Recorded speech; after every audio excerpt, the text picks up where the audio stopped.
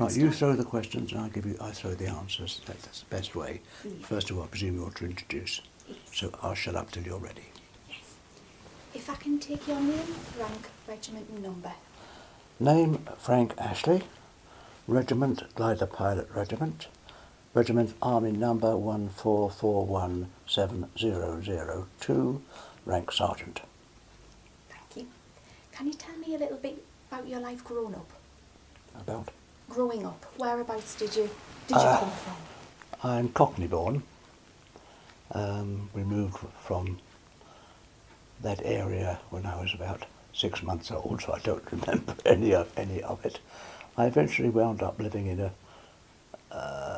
upper house up in Stamford Hill in London until April 1939, when we moved to Charles Hill, which is between Golders Green and I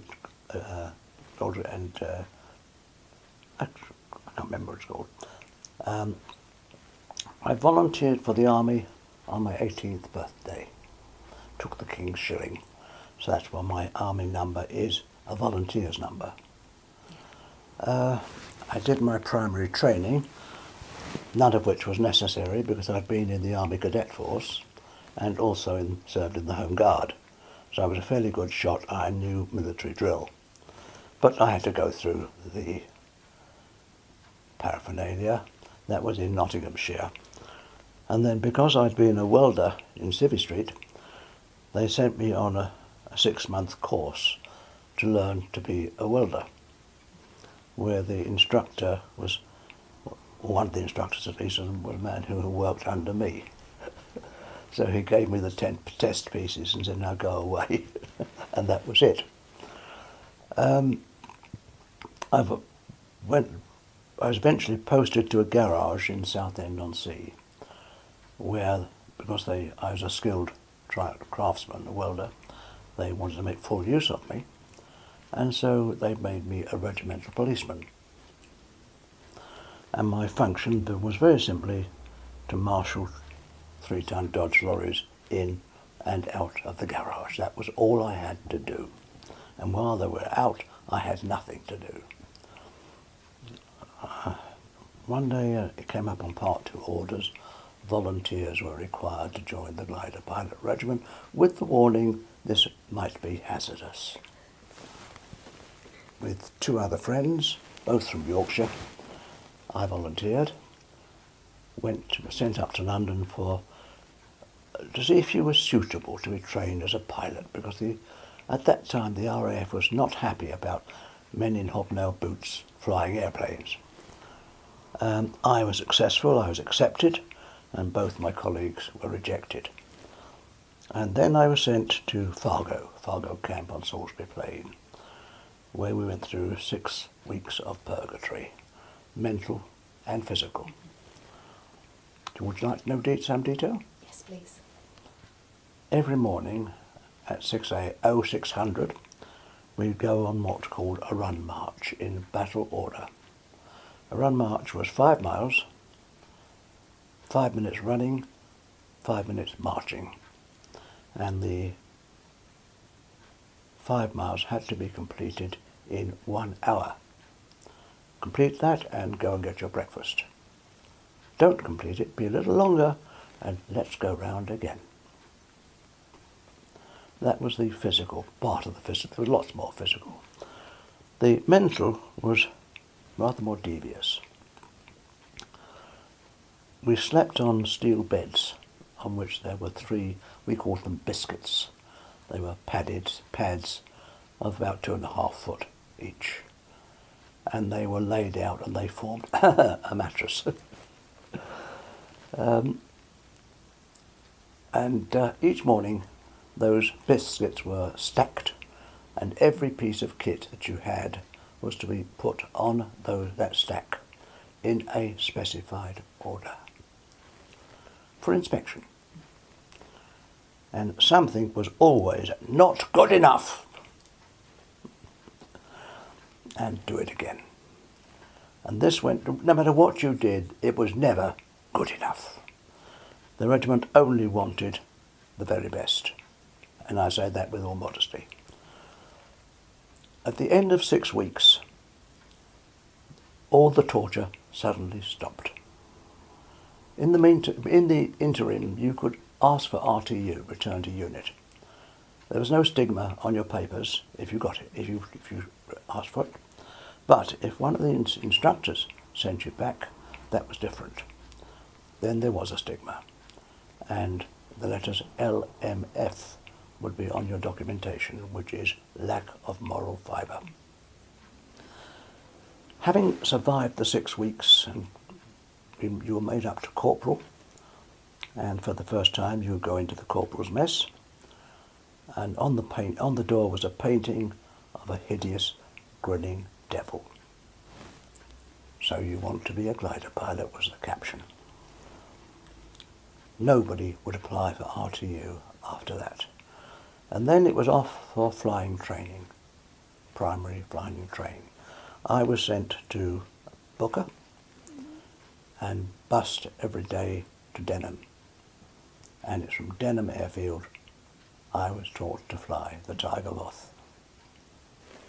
Go on. I soloed in 7 hours after having made 3, quoting from my logbook, perfect landings. And that was not easy to do in a Tiger Moth. You usually bounce them, but these just didn't bounce. Everything went right.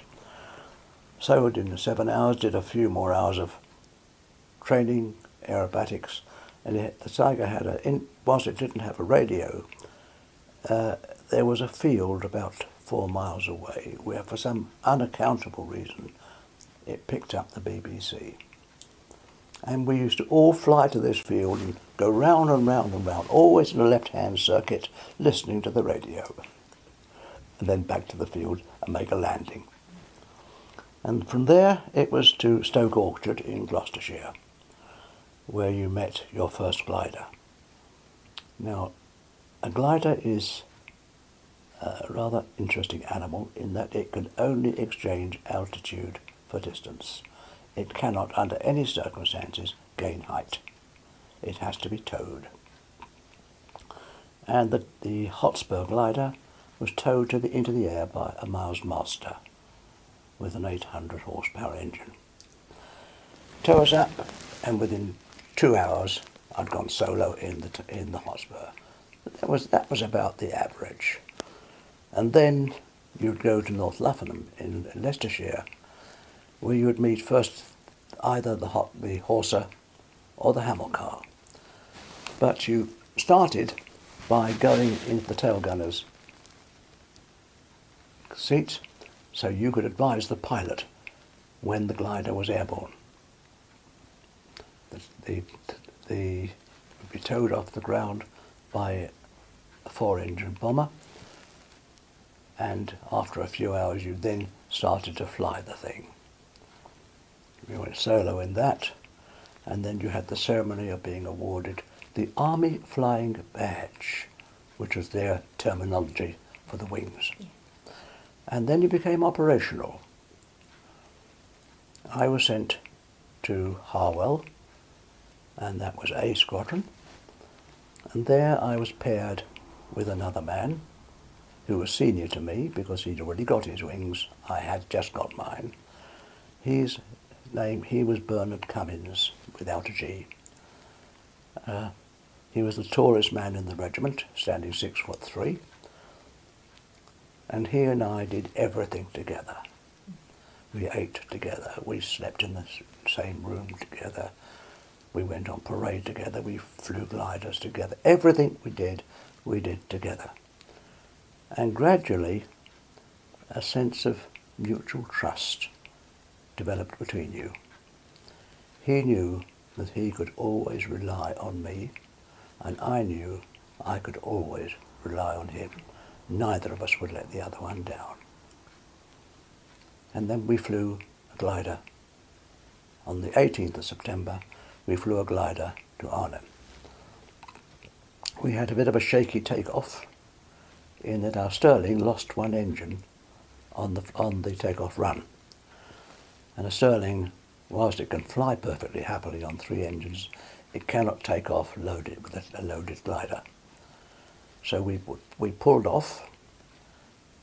Fortunately, we were not airborne, and he did a circuit, went back to the ground, and he was serviced. Meantime, we were towed to the mouth of the runway.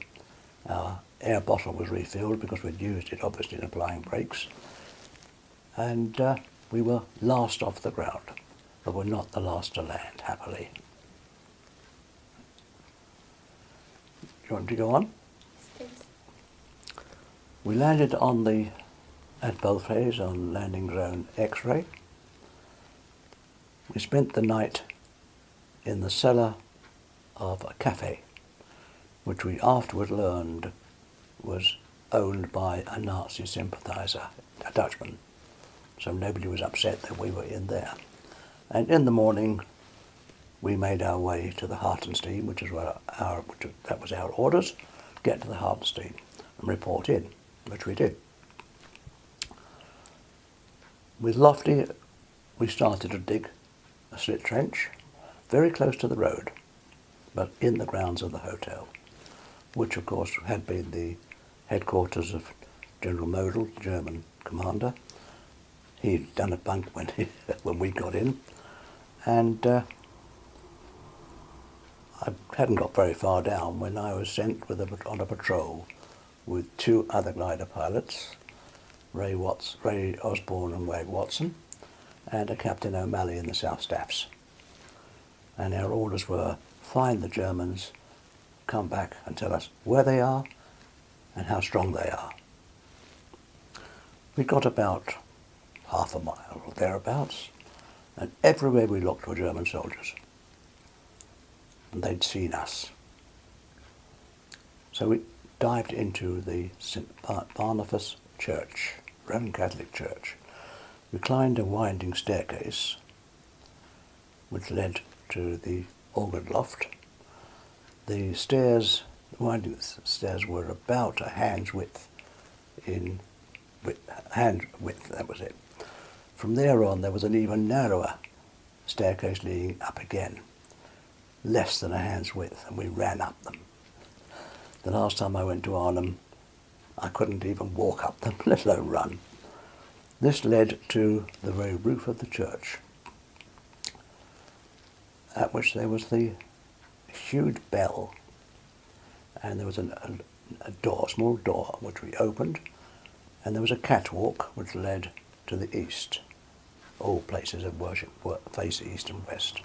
It led to a small window which is directly above the altar. We opened it very, very carefully, and everywhere we looked were German soldiers. So we opened fire. We fired about 20 rounds, and we realised that the Germans had no idea where the shots were coming from. By the way, we were all excellent shots. So we stopped. We went down to the belfry, to the organ loft, and decided what to do. And we thought, let's see how long we can hold out. We held out from the Tuesday to the Friday. And every now and again we go up to the roof, along this narrow, shaky catwalk. The window was open, and we'd let go a few more rounds, take down a few more Germans, and then go back down below. There was one small problem. We had nothing whatever with us to eat or to drink. We eventually managed to go down into the body of the church, where we found some water, got some water, but nothing whatever to eat. But there was nothing in Holland to eat. On the Friday, we were in the organ loft. The door opened very slowly and very quietly. We didn't see it. And there was a German soldier standing there. The first thing we knew was he let fire one round from his Luger and fled. That one round hit Captain O'Malley in the stomach.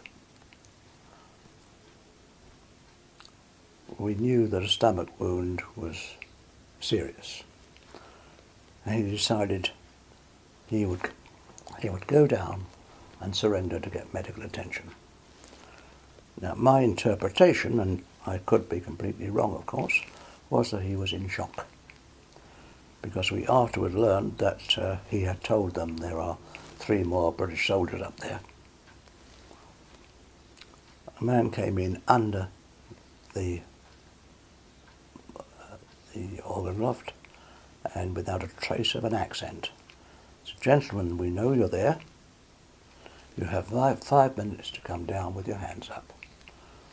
We have men posted on the staircase above you and below you and here in the church. There is no way out." We decided there's no sense whatever in throwing your life away. So we used the 5 minutes to disable our weapons by breaking off the firing pins, so they were so much junk. And we surrendered. I had a few words of German, very few, and they were schoolboy. But I said, "Nicht essen 4 Tage," which is not eaten 4 days. And within 5 minutes, food was brought out for the 3 of us. Then it was off to interrogation over the river. The river we'd been trying to get over anyway. They took us over the river to interrogation centre. That was at Oberreusel. Right? Yeah. Do you want to go on a bit further? Yes, please. Okay. They gave me a fake copy of the Geneva Convention and drew my attention to one particular page which said, "A captured soldier may reveal the name of his commanding officer and the location of his unit." Oh, certainly. My name, my rank and number, that's it. I'm not answering any, but I only want to know one thing. No questions. I'm not going to answer any questions at all. They kept this going for 2 or 3 days. I was not ill-treated. And then one morning they came to my cell, took me out, "Come on, you're going to be photographed." I thought, "Oh, that's it. Goodbye, light, they're going to shoot me." But no, they took a photograph. And then I was sent to Stalag Luft 7. The Germans had a little bit of a problem. In the Luftwaffe, every pilot was an officer. I was a non-commissioned officer. They couldn't send me to an ordinary Stalag because I was a pilot. And they couldn't send me to an off-lag because I wasn't an officer. But so they sent me to Stalag Luft 7. And I stayed there until the following January, when Allied forces were advancing very, very quickly. And the Germans didn't want aircrew. By the way, everybody in the camp was aircrew. They didn't want us to be released, and so we did the long march over the Oder, which was, if my memory serves me rightly, 87 kilometres to be covered in 17 days on starvation rations. I learned one very interesting thing there. Horses do not give off body heat, but cows do. So we would try and sleep where there were cows. And that was to another camp at Luckenwald, just south of Berlin. We were there for about a week. It was packed solid with Russian prisoners of war who were skin and bone. We gave them what food we could. Not that we had much to give, but we gave them what we could give them, until the camp was released by the Red Army. The guards had all fled, but the commandant was still there, and he was captured by the Russians. All I know is they gave him to the Russian prisoners. What happened to him, I don't know. I don't really want to know. I shouldn't think it was very pleasant.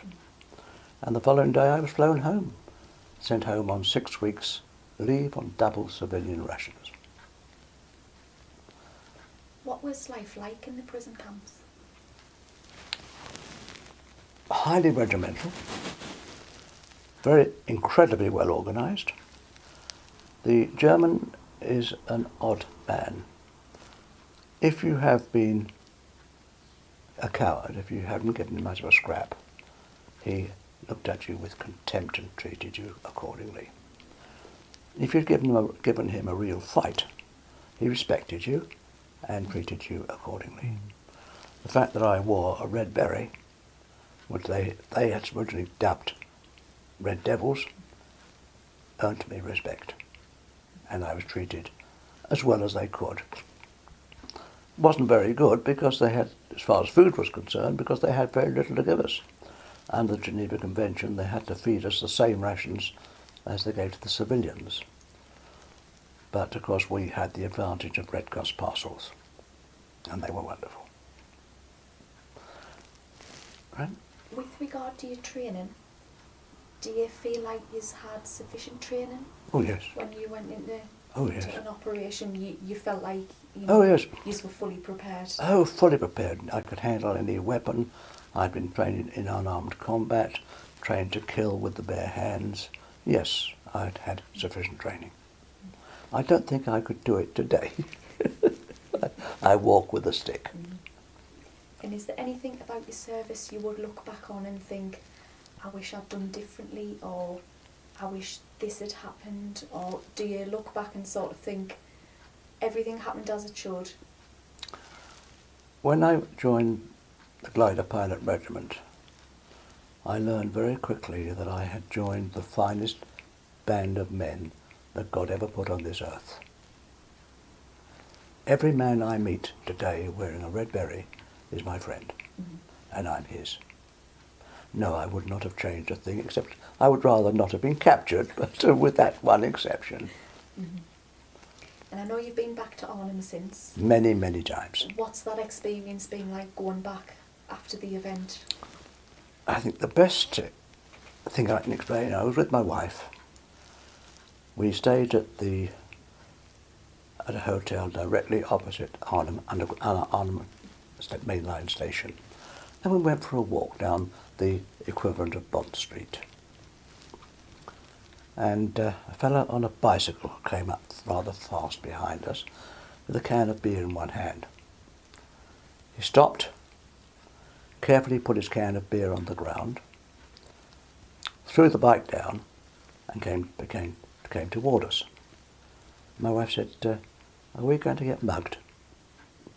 I said, "No, we're not going to get mugged." He stopped in front of us. He saluted me. And I mean it, he threw up a salute. It was a Navy salute, but that doesn't matter. He then held out his hand and said, "Thank you for all you did." Picked up his bicycle, picked up his can of beer, and rode away. That was the last time I was in Arnhem. But I've been invited to homes. People stop you in the street and may I shake your hand. I am as much at home in Arnhem as I am here in London. Yeah. And I have great love and respect for the Dutch. And can you tell me a little bit about your life after the war? What happened when you came home? I didn't want to go back to welding because before the war it was a highly skilled and very well paid occupation, but after the war it was not. I didn't know what to do with myself. I found myself temporary work working for a company called Tilly Lamp Company who made paraffin lamps, and I learned to use a machine, lathes. And I decided I wasn't going to do this for the rest of my working life. I decided there's one thing I can do, and that's to go on the road to become a commercial traveller. I picked up a couple of agencies. I formed a company called Ashleigh Marketing Services. I still have got some business cards somewhere, AMS, and got very cross with the man who runs the program because he trades as AMS as well. I said, "That's mine," but I haven't. He's a multi-millionaire and I'm not. Gradually, I got better at the job, and my uncle introduced me to a man and his wife who had a toy manufacturing business. They seemed to like me, poor people, and I joined their company as a trainee rep. 16 years later, I left that company as the sales director. Joined a number of other companies in various times, always in a managerial position, because if I say it myself, I was good. The happiest time I had was with a company called Timpo, who made toy cowboys and Indians, among other things.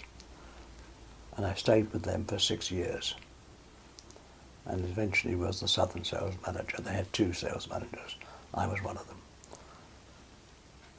I could see the skids were going to be under this company, that it couldn't carry on, it was going to go bust. And I left them, and I joined another company who were sellers of books and also of playing cards. And they put me in charge of the playing card division, which I built from nothing. Eventually, they lost that agency, and the playing card manufacturer told the people who'd taken it over, yes, you can have the agency as long as Frank Ashleigh runs it. And so I got the job with them, and that was Child's Play in Swindon. And I stayed with them till I was 72. And suddenly I realised I'm not enjoying this anymore. So I said, I had a word with the MD and said, I'm going to leave. So, why? I said, I'm not enjoying this anymore. I'm getting tired of it. But they persuaded me to stay on for a further year as a consultant. And that's what I did. And a year later, I retired at 73. That's fantastic. There you have my life in a nutshell. That's great. Thank you very much.